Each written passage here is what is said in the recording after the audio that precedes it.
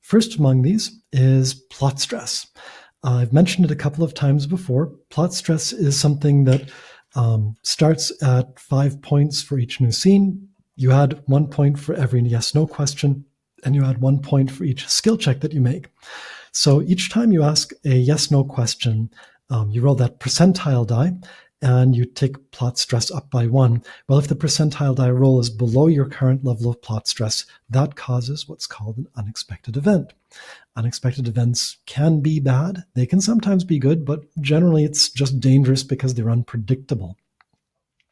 And when you look at plot stress is triggered, you cut your current level of plot stress in half. So based on the games that we've played so far, we see that a lot of the times plot stress can go up to 20 or even 30, and then suddenly it'll start to break, and then it'll break again. And you can get sort of unexpected events happening in rapid succession at times. But there is sort of that constant likelihood, the constant threat that something could happen. So there is a skill check and yes-no question economy where you don't want to abuse that stuff too much and you don't want to set up too many new scenes. You try to be economical about how you build your game so that you don't abuse plot stress too much, because then problematic things are more likely to appear. A second piece to go into is that we did look at we did mention the different types of foes that you can roll when you generate a foe budget, and then you kind of fill that budget with your list of foes. Down here, in this particular version, it's also on the mission sheet. You can actually roll for, you can figure out what your foe rolls mean. So when you get an automaton, well, what's an automaton look like? Here it shows, for instance, that it's a creature that's a +1 with a special ability, +1 being its generic conflict, or it's a +2 with no special abilities. Now, a brute, a powerful entity, or an automaton, they're all sort of in a similar category, but you can treat them differently based on kind of the window dressing of what they are and what they accomplish. Same thing with an average NPC or talented NPC. You give them a culture and occupation that will guide what your skill or power is that you give that person. With teams and minions, their generic conflict number is based on the number of members for that team or set of minions. So it can be from 1 to 10. You roll that randomly. So there you have it, your general way of how to populate your foes as you roll and put together your foe budget.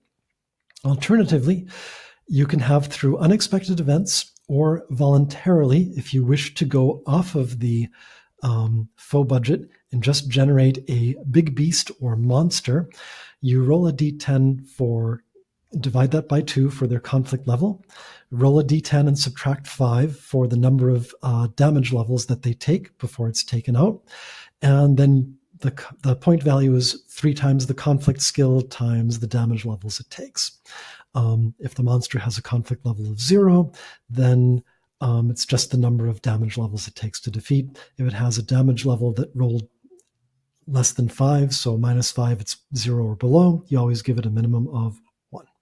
So you can generate a beast or monster to go along with the plot, but it is really up to you when you want to use that tool. And then the point value, you can subtract that from the total. And at times, having a monster on site is going to prevent you from having a whole ton of foes that would be potentially more dangerous, or vice versa. You can end up with a really powerful monster that puts you in a bad place. So it is an option that is there for you, or it gets triggered by an unexpected event.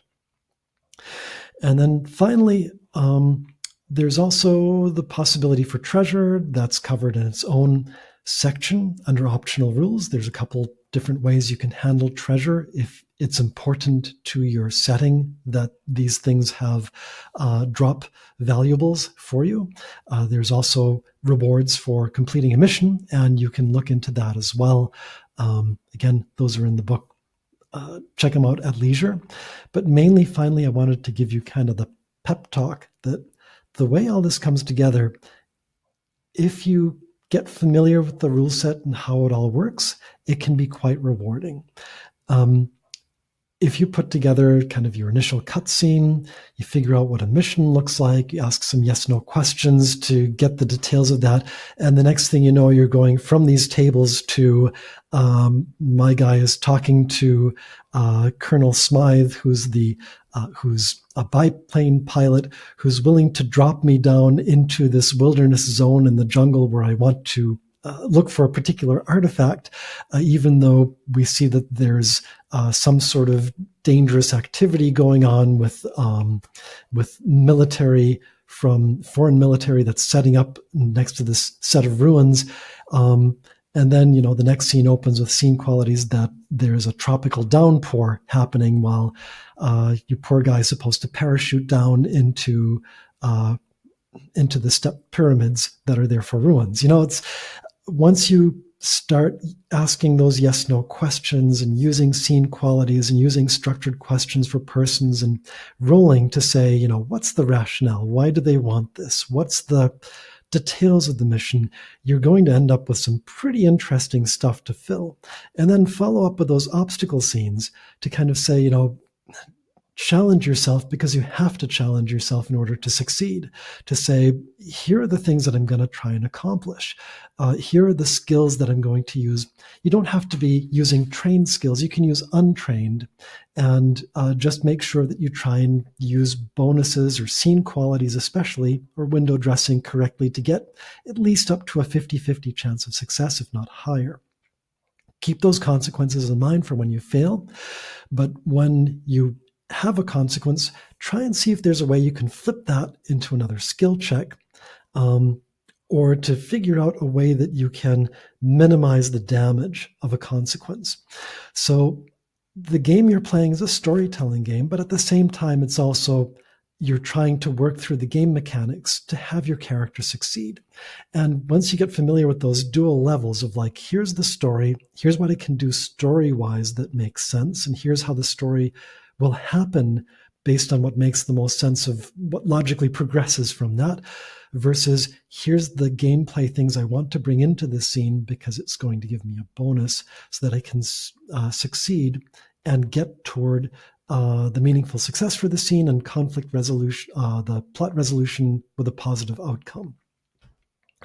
So you navigate those obstacle scenes, you ask for trouble, where you can try and minimize that trouble. You watch your plot stress ratchet up as you ask yes/no questions and make those skill checks. You test for plot stress at the beginning and end. Your yes/no questions all test plot stress. Whenever you trigger an unexpected event, it cuts plot stress in half, so it breaks that increasing stress level.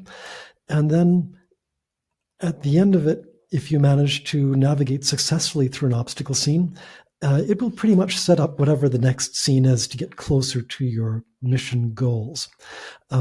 You'll find you may expect that a mission will play out in a particular way. You'll find that you end up potentially going way off track from where you expected. But as long as you get those meaningful successes, you can still wrap up with a positive outcome. It means that, at the start, you were trying to find the Jade Falcon or whatever thing you were trying to do. You start out with that objective. You may not meet that objective. You may not get the rewards you expected or anything along the lines of the original mission. But if you rack up those meaningful successes the way you expected, you can still give yourself a positive outcome and say, well, we didn't get the Jade Falcon, but we did learn some things and got some new contacts. And the patron that gave us this mission is rewarding us anyway because we managed to do some other things successfully. Or you can throw in the towel at any time on a mission. It's not as bad as it sounds. You narrate a bad outcome. So it means that, yes, your patron is angry and you don't get paid. And maybe there's other issues that you have to deal with. But you still had an interesting story, and you get a lot of kind of pieces out of that you can then follow on for future stories. So really, it's going to be confusing. There's going to be a lot of moving parts, but just give it a shot. Go through. It'll be a slow start with cutscenes and gaining information and setting it all up. But once you get that ball rolling, it's going to kind of keep rolling on its own. And you're going to find that it creates some very interesting and, again, frustrating at times situations for your protagonist to get through.